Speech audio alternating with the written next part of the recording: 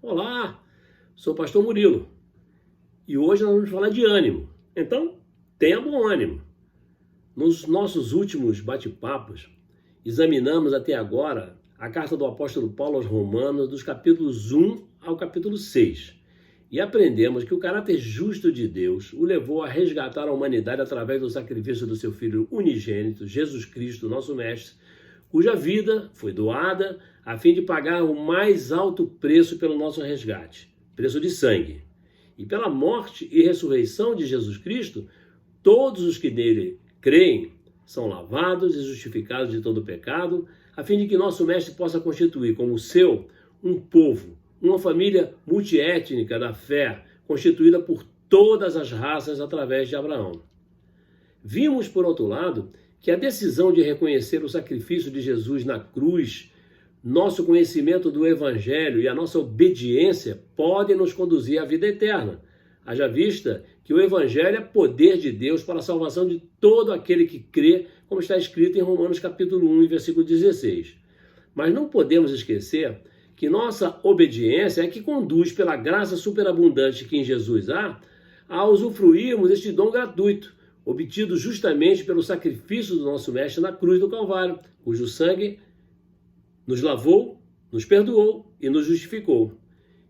E, portanto, nós não podemos abrir mão de usufruir dessa tão grande salvação conquistada na cruz do Calvário pelo nosso Mestre Jesus Cristo. Pois bem, o estudo bíblico de Romanos 7, que é o capítulo que nós estamos agora examinando, e nesse bate-papo, é o penúltimo capítulo do segundo movimento da carta de Paulo aos Romanos e nos revelará grandes ensinamentos para que uma verdadeira vida cristã possa ser exercida por cada um de nós, pois cuida de nos dar ânimo e fortalecer a estrutura da nossa fé baseada no Evangelho.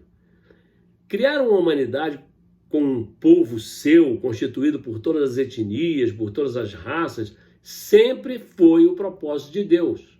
Mas qual foi o objetivo de Deus ao dar a lei da Torá a Israel?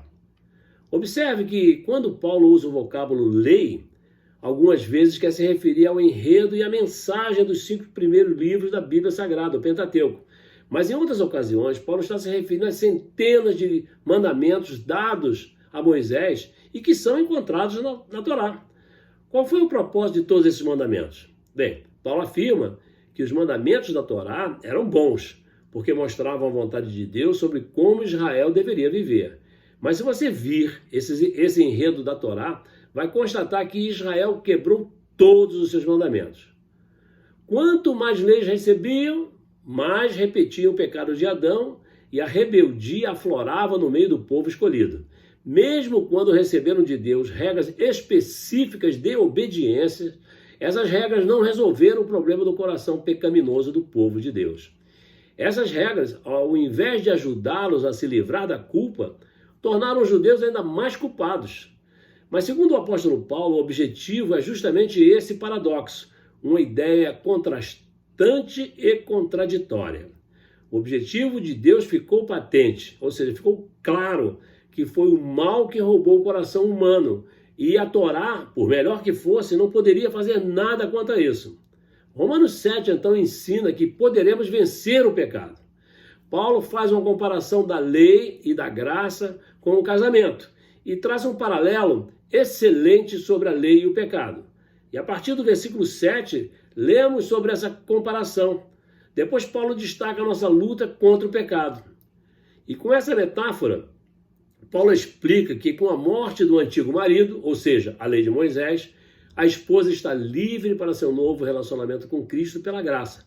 Agora o cristão não vive em função das leis, mas da compaixão, do amor e da justiça.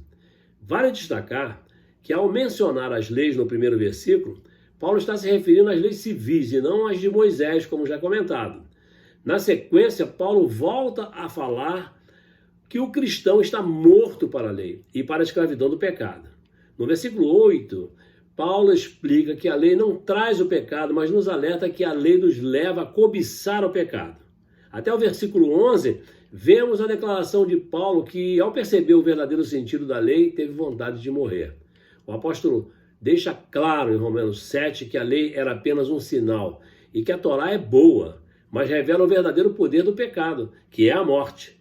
E no versículo 7, Paulo menciona a lei dada a Moisés como um relato em Deuteronômio capítulo 5 e 21.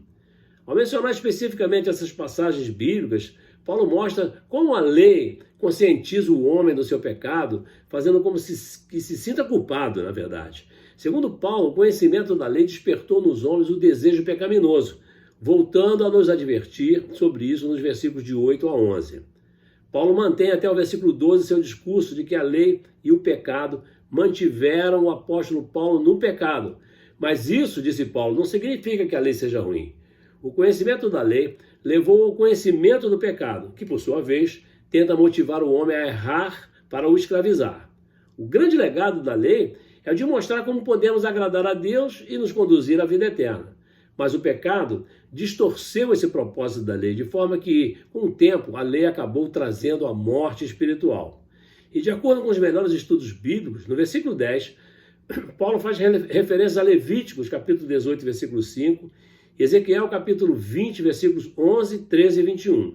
Mas no versículo 12, Paulo claramente menciona Salmos 19, 8, que tem a seguinte redação: e assim a lei é santa e o mandamento santo, justo e bom. Os preceitos do Senhor são retos e alegram o coração. O mandamento do Senhor é puro e ilumina os olhos. Ninguém tenha dúvida sobre isso. Já em Romanos 7, versículo 13, Paulo, em poucas palavras, demonstra seu raciocínio sobre a lei, dizendo a mesma coisa que o salmista. E assim, a lei é santa e o mandamento santo, justo e bom. Logo, tornou-se-me o bom em morte. De modo nenhum, diz ele. Mas o pecado, para que se mostrasse pecado, operou em mim a morte pelo bem, a fim de que, pelo mandamento, o pecado se fizesse excessivamente maligno.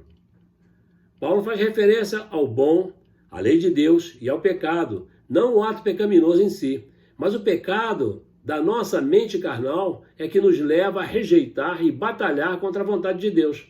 O termo sobremaneira maligno, utilizado por Paulo, destaca a perversidade do pecado que transforma algo bom em ruim. Já no versículo 14, a expressão utilizada é carnal, que tem a mesma origem do termo grego, ou seja, segundo a carne. Entre os versículos 15 e 22, Paulo poderá perceber um caráter pessoal nas palavras do apóstolo, quando ele escreve em Romanos 7,17, de maneira que agora já não sou eu que faço isso, mas o pecado que habita em mim, apresentando então um pecado que habita no interior, no âmago do apóstolo.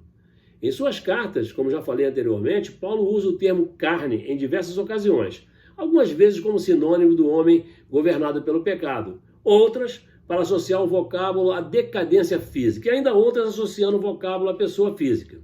Mas no versículo 22 há uma declaração pessoal de Paulo, segundo a qual o apóstolo garante: porque segundo o homem interior tenho prazer na lei de Deus, significando que Paulo era um autêntico convertido.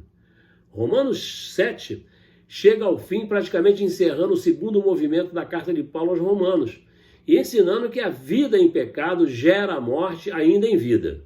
Assim o apóstolo termina seu raciocínio entre lei antiga, graça, salvação e pecado, dizendo em Romanos 7, 23, 25. Disse ele: mas vejo nos meus membros outra lei, que batalha contra a lei do meu entendimento, e me prende debaixo da lei do pecado que está nos meus membros. Miserável homem que eu sou, quem me livrará do corpo desta morte?